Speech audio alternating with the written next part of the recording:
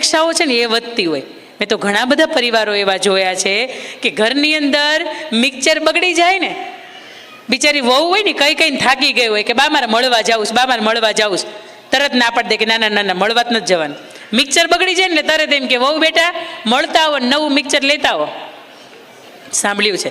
પણ આ સમાજ એટલે કે એવો સમાજ છે કે જ્યારે વર્ષો પહેલા, દાયકાઓ પહેલા આ સમાજની અંદર દહેજ પ્રથાની તિદાંજલિ આપવામાં આવી હતી. સાહેબ, એ આપણા માટે બહુ ગૌરવની વાત કહેવાય કે હજી કેટલા સમાજ એવા છે કે જેની અંદરથી વહુ શું લાવે છે ને એની અંદર નજર રાખવામાં આવે છે. વહુ કેટલા તોલા લઈને આવે છે એની ઉપર નજર રાખવામાં આવે છે કે વહુ કઈ બ્રાન્ડની વસ્તુ લાવવામાં આવે છે એની ઉપર નજર રાખવામાં આવે છે. ત્યારે અહીંયા દીકરી આવે છે ને આને તમે વધાવો છો.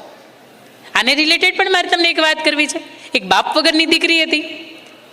મમ્મીએ, પપ્પાએ, મોટા પપ્પાએ, કાકાએ, મામાએ આ બધાથી જેટલેથી પહોંચાતું હતું એ પ્રમાણે કરિયાવર કર્યો. અને કરિયાવર લઈને જ્યારે દીકરી સાસરે આવી ને ત્યારે આખું ગામ જોવા આવ્યું, એનું કુટુંબ હતું ને જોવા આવ્યું હતું કે દીકરાની વહુ કઈ કંપનીનું લાવી છે, શું લાવી છે, કેટલા જોડી કપડાં લાવી છે. હવે તો એ તે આવે છે ને કરિયાવરની અંદર બેડ લઈ જાય, ટીવી લઈ જાય, ફ્રીજ લઈ જાય, વોશિંગ મશીન લઈ જાય, એકાદી 4 વ્હીલ લઈ જાય, એક્ટિવા પાછી નવી છોડાવી હતી એ લઈ જાય. પણ અહીંયા બાપ વગરની દીકરી હતી. એવું કહેવાય કે ઉદરે રહેતા બાપ ગયો અને મરણતા મુઈ માં ઘણ વીતશે હજી ઘણાય પડશે ઘા. ગર્ભની અંદર હોય જેનું બાપનું મૃત્યુ થાય અને જન્મની સાથે જેની માં મરી જાય ને એ સંતાનો ઉપર ઘણી વીતી હોય અને હજી ઘણી વીતશે અને હજી ઘણા સમાજના એને ઘા પડશે.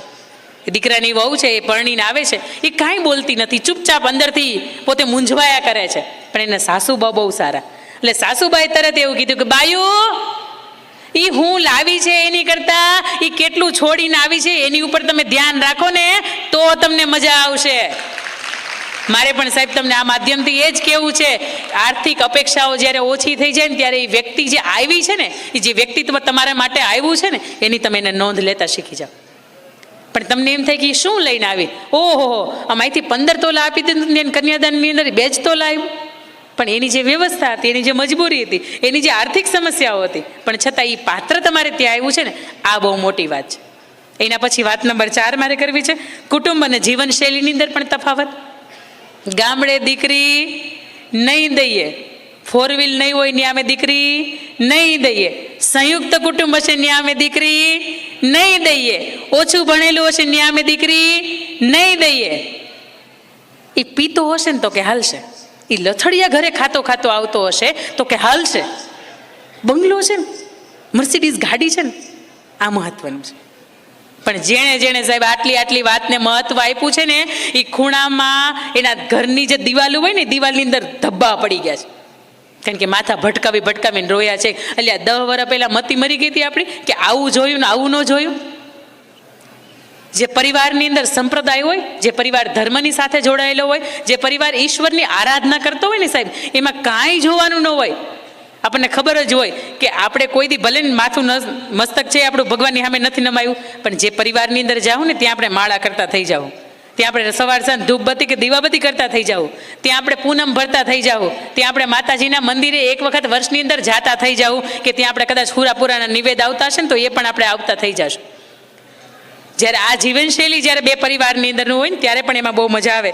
અને એક મારે વાત તમને કરવી છે બીજી કે કુટુંબ અને જીવનશૈલીની અંદર તફાવત હોય ને ત્યારે એક પતિ પત્ની કે જેના લગ્નના 50 વર્ષ પૂર્ણ થયા અને એક એવું પતિ પત્ની કે વિશ્વના 50 ધનાઢ્ય વ્યક્તિઓ હોય ને એમાંના પહેલા 5 હોય ને એમાંથી એનું એક નામ આવતું હોય.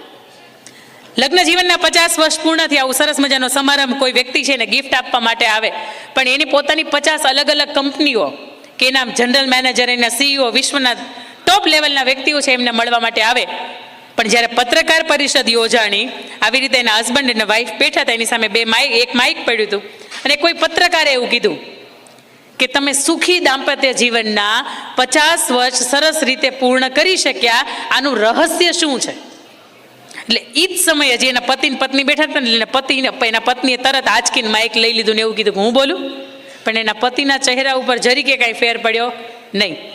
વિશ્વના ટોપ 50 વ્યક્તિઓ અને એમાંના 5 વ્યક્તિઓ અને એના પત્ની જાહેર સમારંભની અંદર આંચકીને માઇક લઈ લે એટલે મોઢાના રેખાઓ જે પણ હોય ને બદલી જાય, રૂપ રંગ જે પણ હોય ને બદલી જાય. પણ સિંગલ ટાઈમે એનું બદલ્યું નહીં. એટલે તરત જ એવું કહ્યું કે તમારું આની પાછળનું રહસ્ય શું? એટલે એના પુરુષે એવું કીધું કે કાંઈ નહીં, બહુ સિમ્પલ, નાના નાના નિર્ણયો હોય ને એ લે અને એમાં મારે હાજ પાડવાની, અને મોટા મોટા નિર્ણયો હોય એ હું લઉં એમાં એને હાજ પાડવાની. એટલે પત્રકારે તરત વાત કરી કે તમે સ્પેસિફાય કરશો કે નાના નાના નિર્ણયો એટલે કયા અને મોટા મોટા નિર્ણયો એટલે કયા? તો કે તમે સાંભળો, દીકરાને કઈ સ્કૂલમાં ભણાવવાના એના નિર્ણયો એ લે એમાં મારે હાજ પાડવાની. મારા મમ્મી પપ્પા એને વર્લ્ડ ટૂર કરાવવાની હોય, એની ટિકિટ બુકિંગ કરવાનું, એ કઈ જગ્યાએ જાય એના નિર્ણયો એટલે એમાં મારે હાજ પાડવાની. કોઈ પ્રસંગમાં જવાનું હોય અને એ એમ કે 2500 રૂપિયા નહીં, ખાલી 1100 રૂપિયાનું કવર કરવું છે, એમાં મારે હાજ પાડવાની. કઈ કન્ટ્રીની અંદર ફરવા જવું છે દર વર્ષે, એમાં મારે હા પાડવાની. કેવો બંગલો રાખવો છે એમાં મારે હા પાડવાની. કેવા કલરનું ફર્નિચર રાખવું છે એમાં મારે હા પાડવાની. સંતાનોના સગપણ બાબતમાં એવું કે દીકરી બહુ સારી છે અને તમારે એમાં હાજ પાડવાની, એને એમાં મારે હાજ પાડવાની. એટલે તરત પેલા પત્રકારે એવું કીધું કે આટલા બધા નાના નાના નિર્ણયો જેમાં તમે હા પાડો છો, તો મોટા મોટા નિર્ણયો એટલે કયા નિર્ણયો? એટલે તરત એવું કીધું કે આ પાકિસ્તાનને ને ભુજવાળાને બોમ્બગોળા કરવા જોઈએ. હું એમ કહું ના ન કરવા જોઈએ. એટલે મારા પત્ની એમ કે બરોબર છે, આ ન જ કરવા જોઈએ. આ રશિયાને યુક્રેનને યુદ્ધ કરવું જોઈએ. એટલે હું એમ કહું ના ન કરવું જોઈએ. એટલે મારા પત્ની તરત એમ કે બરોબર છે, ન કરવું જોઈએ. આ ટ્રમ્પે ટેરિફ આપણી ઉપર નાખવું જોઈએ. હું એમ કહું ના ન નાખવું જોઈએ. એટલે મારા પત્ની એમ કે બરોબર છે, લ્યો ચા, લ્યો કોફી, લ્યો લીંબુ પાણી, બરોબર છે, ન જ કરવું જોઈએ. એટલે જે ગ્લોબલ લેવલ ઉપર ઇફેક્ટ કરે છે એ બધા નિર્ણયો જેમાં હોય એમાં હું એમ કહું કે હા, મારા પત્ની હા જ પાડે. પણ આ 4 દિવાલની વચ્ચેના જેટલા પણ નિર્ણયો છે ને એમાં ઈ લઈને એમાં મારે એને હાજ પાડવાની. આવી રીતે 50 વર્ષ પૂરા થાય. બાકી 50 વર્ષ પૂરા થાય નહીં. દાદા કેટલા લગ્ન જીવનને કેટલા વર્ષ પૂરા થયા હશે? 40, 45, 50 સુધી પહોંચી ગયા હશે. આમાં આવું થયું છે ને કે તમે હા પાડો એમાં સામે વાળાએ હાજ પાડવાની. બોલો સાંભળો, અહીંયા આપણી સામે તે જીવતા જાગતા ઉદાહરણો છે કે અમારી હાન તો એમાં એને હાજ પાડવાની. બેમાંથી પહેલા જે નિર્ણય. પણ મારે એ કહેવું છે ને તમને કે 4 દિવાલની વચ્ચે જેને આ પડદો રોજ જોવો છે, આ ટીવી રોજ જોવું છે, આ બારીનો કલર કે ફર્નિચરનો કલર રોજ જોવો છે, કે જે ડબ્બાને રોજ ખોલીને એમાંથી રસોઈ બનાવી છે, તો એની પસંદ નહીં આવવા જોઈએ. કે જે 4 દિવાલની વચ્ચે જેને સૌથી વધારે રહેવાનું છે, થોડીક એની પસંદગીને તે મહત્વ આપો. અને વાત નંબર 4, આરોગ્ય અને વ્યક્તિગત બાબતો. અત્યારે સગપણ થાય ને તો એમાં કદાચ તમે પેલું નાડી દોષ મૂવી જોયું હશે, તો હું એવું કહું છું કે તમને કદાચ હજી ગ્રહ ન મળતા હોય ને તો ચાલે, પણ તમારો સ્વભાવ છે ને એ એકબીજાને મળવો જોઈએ. લગ્ન થાય ને એ પહેલા અત્યારના રોગ એવા થઈ ગયા છે કે હું હોય ને તો તમને દેખાય નહીં કે મારામાં કંઈક રોગ હશે. અત્યારે સગપણ બાબતની અંદર એવું છે, HIV છે કે નહીં, થેલેસેમિયા મેજર કે માઇનર છે કે નહીં, ડાયાબિટીસ છે કે નહીં, હાઇપરટેન્શન છે કે નહીં, બીપી છે કે નહીં, આ બધાના પહેલા રિપોર્ટના એનાલિસિસ હું તો એવું કહું છું કે કરાવવા જોઈએ. તમને ખબર પડે કે ભવિષ્યમાં તમારે ત્યાં થેલેસેમિયા નામનું એને જેને થયું હોય ને આવું બાળક જન્મે નહીં. કારણ કે બેયને જો માઇનર હોય કે બેયને જે પોઝિટિવ હોય ને તો એ નડે. અમુક રિપોર્ટ એવા છે કે જે તમને ખબર ન હોય કે અચાનક આવી ગયા હોય.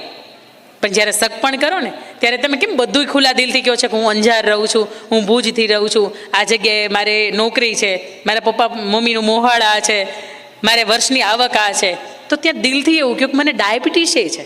સ્વીકારવાવાળું હશે ને એ તમારો સ્વભાવ સ્વીકારશે. હમણાં એક કિસ્સો એવોય બન્યો હતો સાહેબ કે પુરુષ હતો ને એને એક સ્ત્રીની સાથે અફેર હતું. લગ્ન કર્યા, મહા મહેનતે લગ્ન કર્યા. દીકરીની પરિવારની ના હતી, બે એક જ જ્ઞાતિના હતા, છતાં પણ લગ્ન થયા. દીકરી પરણીને આવી. સાસુ વહુનો નાનકડો એવો ઝઘડો કે જેની અંદર એ દીકરાને વહુને એવું થયું કે મારે હવે જીવન ટૂંકાવી દેવું છે. લવ મેરેજનો હું કિસ્સો તમને કહું છું. દીકરાની વહુ છે એ ટ્રેનમાં જતી હતી અને ટ્રેનમાં ચાલુ ટ્રેનની અંદર એને ઝંપલાવી દીધું. પણ ઈશ્વરને કરવું ને કે એનું જીવન બચી ગયું. શરીર ઉપર લગભગ મને યાદ છે ને ત્યાં સુધી 129 જેટલા ટાંકા આવ્યા હતા. કેટલા? 129 ટાંકા. અને શરીરનો નીચેનો ભાગ છે એ ટોટલી ડેમેજ થઈ ગયો. એટલે ડૉક્ટરે એને રિકવરી આવવા માટે 4 થી 5 મહિનાનો સમય લાગ્યો. અને ડૉક્ટરે એવું કીધું કે હવે એ સ્ત્રી છે ને ક્યારેય ગર્ભવતી નહીં થઈ શકે, એ માં નહીં બની શકે. આખા પરિવારે એવું કીધું હતું કે ડિવોર્સ આપી દે. ત્યારે દીકરાએ એવું કીધું હતું કે કંઈ વાંધો નહીં, માં નહીં બની શકે ને, કોઈક એવું અમે દત્તક સંતાન લેશું કે જેને અમે જીવન આપી શકીએ.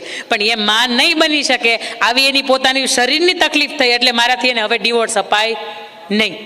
એ પાત્ર તમારી સાથે આવી જાય, તમારે એને બનતું હોય, અને કોઈ જીવનની એવી કટોકટી આવે કે તમને એમ થાય કે ઓહો આ ખુશી મને નહીં મળે, પણ છતાં એ પાત્રને હસતા મૂકે સ્વીકારી લેવાનું. મેં કેટલી એવી સ્ત્રીઓને જોઈ છે કે લગ્નના 2 જ મહિનાની અંદર એની કિડની ફેલ થઈ જાય ભાઈની. વડોદરાનો એક કિસ્સો છે. એટલે તરત પરિવારે મેણા મારવાનું શરૂ કર્યું, તું આવીને એટલે જ આ ફેલ થઈ. કે 2 મહિનામાં થઈ જતી હશે? એ તો વર્ષોથી ચાલી આવતી છે ને કિડનીને. આજ સુધીમાં એ દંપતી અલગ રહે છે, કારણ કે પરિવારે એને ગાડી મૂક્યા છે. 2400 વખત એને ડાયાલિસિસ કરાવ્યું છે, છતાં એના પત્નીએ એના પતિનો ક્યારે હાથ નથી મૂક્યો. આ કિસ્સો તમને મને એટલું શીખવે છે કે લગ્ન પછી જીવનની અંદર કોઈ પણ જાતની થપાટ લાગે તો નવું પાત્ર આવશે ને એની સાથે સરસ મજાની જિંદગી જાશે. આના કરતાં મારું જે પણ પાત્ર છે ને એની સાથે બાકીની જિંદગી વિતાવું ને એમાં ઈશ્વરનો રાજીપો હશે. આ વિચાર જ્યારે હોય ને ત્યારે સગપણ ટકી જતા હોય. આ 5 બાબત એવી હતી કે સગપણ ટકાવવા માટે કઈ બાબત